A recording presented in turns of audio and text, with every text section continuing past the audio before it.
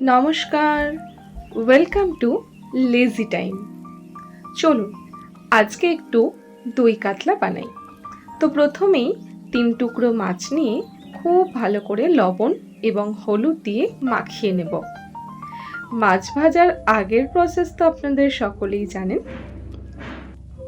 যাই হোক, এবার একটা প্যান গরম করে তার মধ্যে বেশ কিছুটা সর্ষের তেল দিয়ে দেব।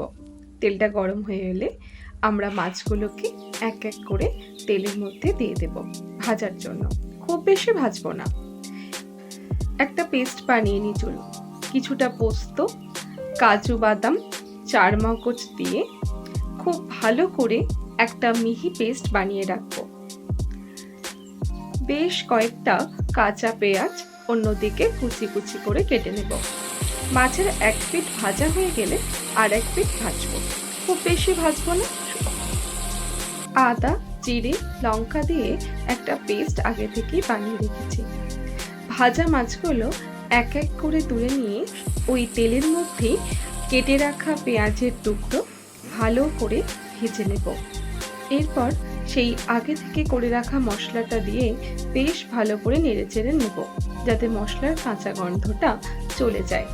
এরপর কিছুটা ধনিয়া পাউডার, পোস্ত এবং কাজু বাদাম বাটার যে পেস্ট আমরা আগে থেকে তৈরি করেছি সেটা দিয়ে আবারও কিছুক্ষণ নেড়েচেড়ে নেব।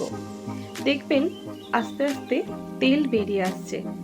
এরপর স্বাদের জন্য পরিমাণ মতো চিনি, শুকনো লঙ্কার গুঁড়ো এবং কিছুটা পরিমাণ হলুদ গুঁড়ো দিয়ে দেব। আর হ্যাঁ, লবণ দিতে কিন্তু একদম ভুলবেন না। এরপর একটা পাত্রে বেশ কিছুটা দই নিয়ে নেব। আমি এখানে আমুলের টক দইটা ইউজ করেছি। টক দইটাকে একটা চামচের সাহায্যে বেশ কিছুক্ষণ ফেটিয়ে নেব, যাতে দই থেকে ওই ডেলা অংশগুলো একদম চলে যায়। অন্যদিকে মশলা কষানোও প্রায় কমপ্লিট। ওর মধ্যে এই ফেটিয়ে রাখা টক দইটা আমরা দেব। তবে হ্যাঁ, টক দই দেওয়ার সঙ্গে সঙ্গে আমরা নাড়তে থাকব, যাতে কোনো ডেলা অংশ না থেকে থাকে। এতে করে মশলার টেক্সচার এবং স্বাদ দুটোই বেশ ভালো হয়। যাই হোক, বেশ কিছুক্ষণ নাড়াচাড়া করার পর আমরা ঢাকা দিয়ে দেব।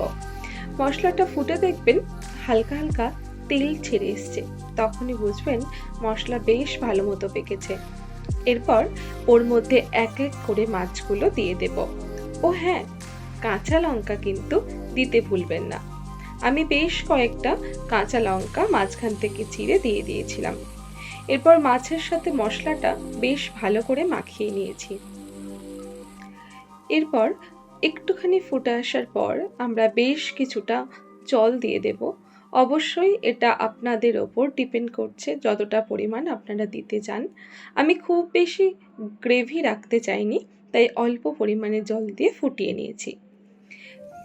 2 মিনিট ঢাকা বন্ধ করে কুক করার পর ওপর থেকে বেশ কিছুটা কসুরি মেথি এবং ধনিয়া পাতা এর মধ্যে দিয়ে দিয়েছি। এই দেখুন, দই কাতলা একদম রেডি। দেখুন তো কি অপূর্ব লাগছে। উপকরণগুলি আপনাদের পছন্দ মতো কম বেশি করে নেবেন। যাই হোক, দই কাতলা একদম রেডি। গরম ভাতের সাথে এই দই কাতলা এক অনবদ্য। যাই হোক, আজকের মতো নমস্কার। দেখা হচ্ছে পরবর্তী ভিডিও।